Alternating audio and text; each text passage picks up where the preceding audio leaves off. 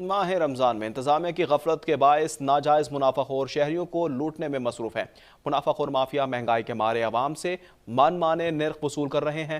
تفصیلات جانتے ہیں عاطف علی میمن کی اس رپورٹ میں۔ ماہ سیام رحمتوں اور برکتوں کا مہینہ ہے جس میں ناجائز منافع خور منمانی نرخ وصول کر رہے ہیں۔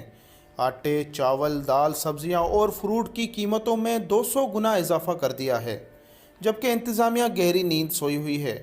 غریب شہریوں کا روزمرہ کا اشیاء خریدنا بہت ہی مشکل ہو گیا ہے۔ غیر مسلم ممالک ہیں، وہاں پہ بھی رمضان کے لیے جو ہے نا غریب لوگوں کو، عام عوام کو ریلیف دیا جاتا ہے، اور یہاں عجیب المیہ ہے کہ جیسے ہی رمضان سٹارٹ ہوتا ہے، رمضان سے کچھ ہی دن پہلے تو اسٹاک ہم جو ہے نا چھپا دیتے ہیں کہ بھی ہے ہی نہیں، پھر جیسے ہی رمضان سٹارٹ ہوتا ہے ہم جو ریٹ ہیں وہ دگنے، گورنمنٹ الگ سے جو ہے مہنگائی کرتی ہے تو ہمارے جو ویاپاری حضرات ہیں وہ الگ سے مہنگائی کرتے ہیں۔ ایک 500-600 روپے کمانے والا بندہ جو ہے، جس کے گھر میں 6 سے 7 افراد ہیں، وہ کس طرح اس مہنگائی کو جو ہے نا کمر توڑ مہنگائی کو منہ دے گا؟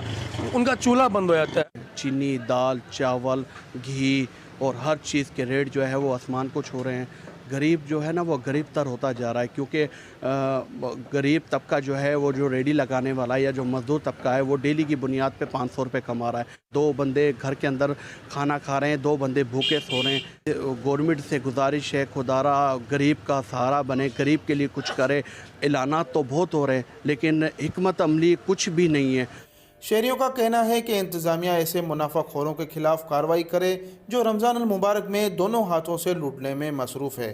کیمرہ مین معراج علی کے ساتھ عاطف علی میمن، نمائندہ اب تک نیوز، شاہپور چاکر۔